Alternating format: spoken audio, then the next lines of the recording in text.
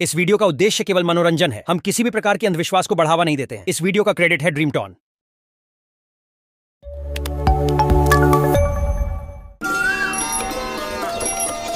गजोधर सज्जनपुर में रहने वाला वैसे तो एक ब्राह्मण था, लेकिन वो बहुत ही गरीब था। गजोधर अपनी पत्नी संजना के साथ रहता था। वो स्वभाव का बड़ा ही अच्छा व्यक्ति था। गांव के सभी लोग उसे बहुत पसंद करते थे, क्योंकि वो सबकी मदद करता था। एक बार गांव की पंचायत में गजोधर और संजना की हालत अच्छी नहीं है। बेचारा किसी से कुछ कहता तो नहीं, परंतु उसकी स्थिति हम सब जानते हैं।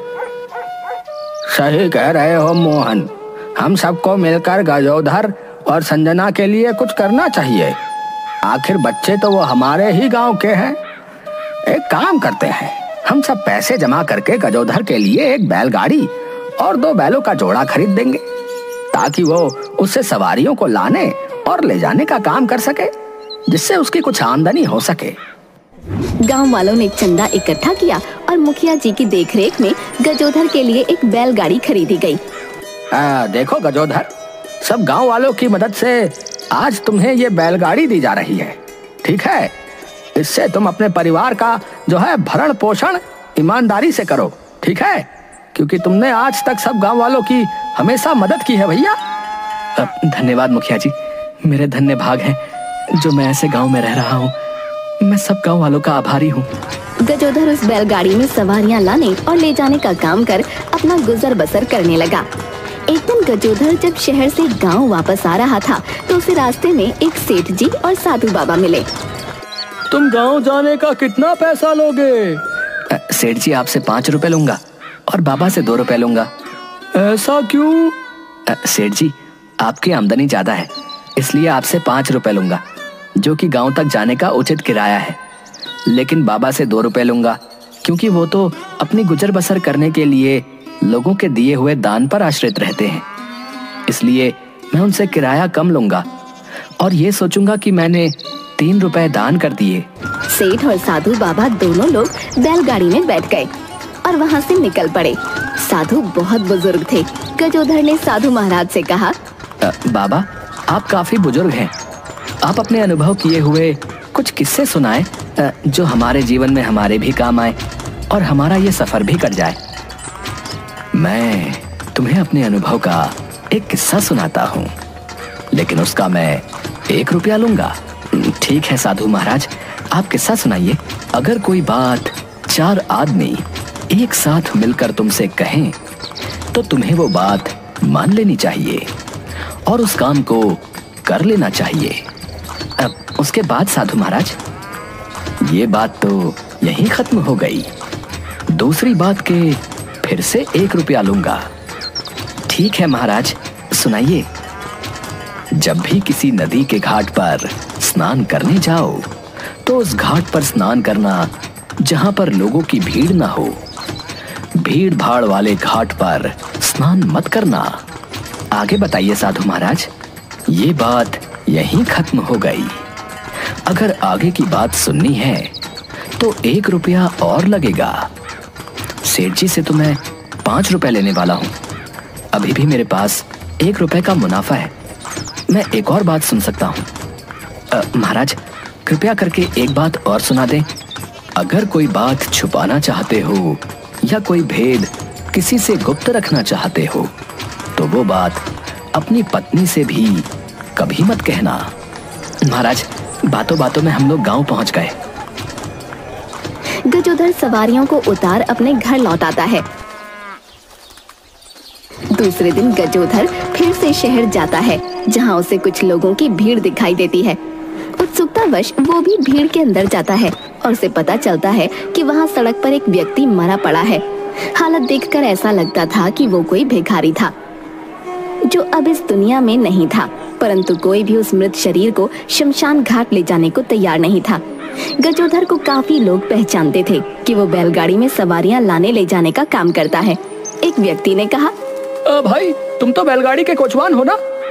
तुम क्यों ना इस बेचारे के मृतक शरीर को शमशान घाट पर छोड़ दो, ताकि इसका अंतिम क्रिया कर्म हो सके भैया। नहीं नहीं, मैं एक ब्राह्मण हूँ और मैं ये काम नहीं कर सकता हूँ। तभी उसे साधु की बात याद आ गई, कि जिस बात को 4 लोग कहें उस बात को मान लेना चाहिए। ठीक है, मैं इस मृतक शरीर को शमशान घाट तक पहुंचा दूंगा। लोगों की मदद से गजोधर ने उस भिखारी के मृतक शरीर को बैलगाड़ी में रखा और शमशान घाट की तरफ चल पड़ा। थोड़ी देर में शमशान घाट पहुंच गया और जब भिखारी के शरीर को बैलगाड़ी से उतारने लगा तो उसकी नजर भिखारी की कमर पर बंधी हुई एक थैली पर पड़ी। गजोधर ने थैली खोलकर देखा।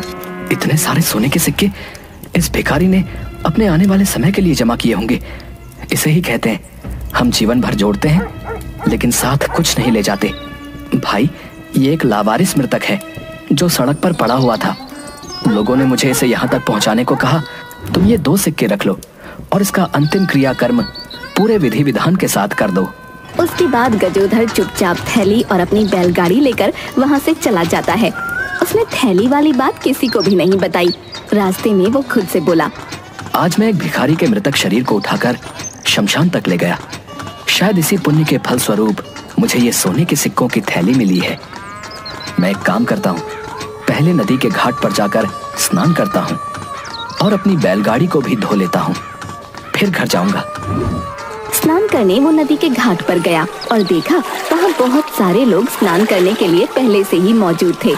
वो स्नान करने जाने वाला था कि उसे, यदि नदी में स्नान करना है तो भीड़ भाड़ वाले घाट पर स्नान नहीं करना। ऐसी जगह पर स्नान करना जहाँ पर कोई ना हो। वो अपनी बैलगाड़ी लेकर थोड़ा और आगे चला गया जहाँ नदी के तट पर लोग नहीं थे। उसने वहाँ पर बैलगाड़ी रोककर स्नान किया और बैलगाड़ी को भी धुला। फिर वो घर के लिए चल पड़ा। घर पहुंचकर गजोधर ने अपने मन में कहा, पहले मैं ये थैली कहीं सुरक्षित जगह पर रख देता हूँ, क्योंकि अगर किसी को पता चला कि मेरे पास इतना धन है तो ये उचित नहीं होगा। जैसे ही वो थैली रखने के लिए अपनी कमर पर हाथ लगाता है तो देखता है कि उसके पास तो थैली है ही नहीं। ये मैंने क्या कर दिया? स्नान करने के लिए मैंने घाट पर अपने कपड़े निकाले थे और स्नान के बाद मैंने कपड़े तो पहन लिए, परंतु वो थैली उठाना भूल गया। अब तो रात भी हो गई है।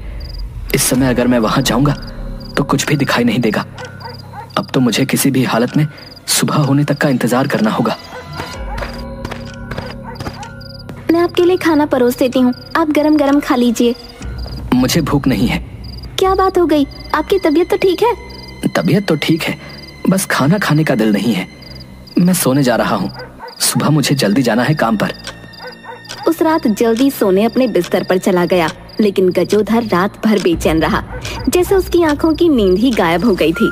बस सुबह जल्दी उठा और जाने के लिए तैयार हो गया। आज तुम इतनी जल्दी क्यों जा रहे हो? मैंने कहा तो था कि आज मुझे एक जरूरी काम से सवारी को शहर पहुंचाना है, इसीलिए मैं जल्दी जा रहा हूँ। चाय तो पी लो, कुछ खा लो। नहीं, इतना समय नहीं है, मैं शहर में ही कुछ खा लूंगा। तुम फिक्र मत करो, बस अपना ध्यान रखना। गजोधर घाट के लिए निकल पड़ा। रास्ते में गजोधर खुद से बोला, भगवान, बस मुझे वो थैली वापस मिल जाए।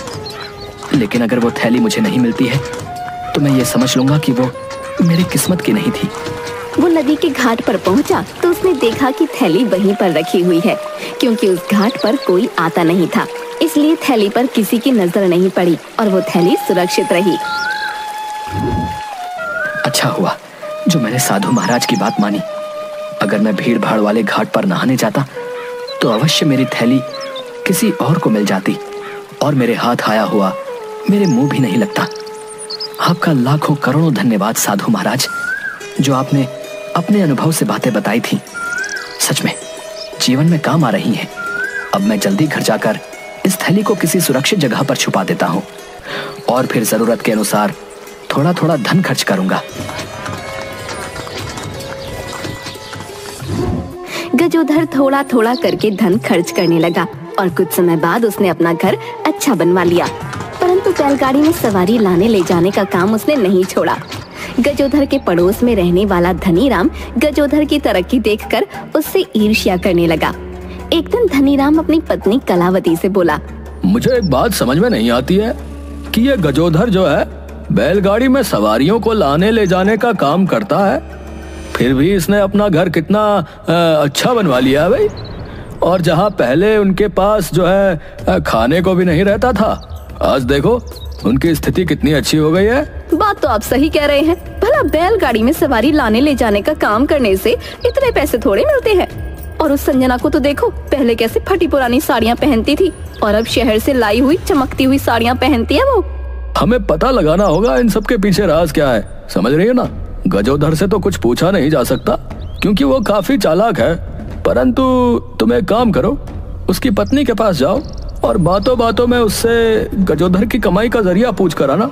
मैं अभी जाती हूँ, शुभ काम में तेरी कैसी।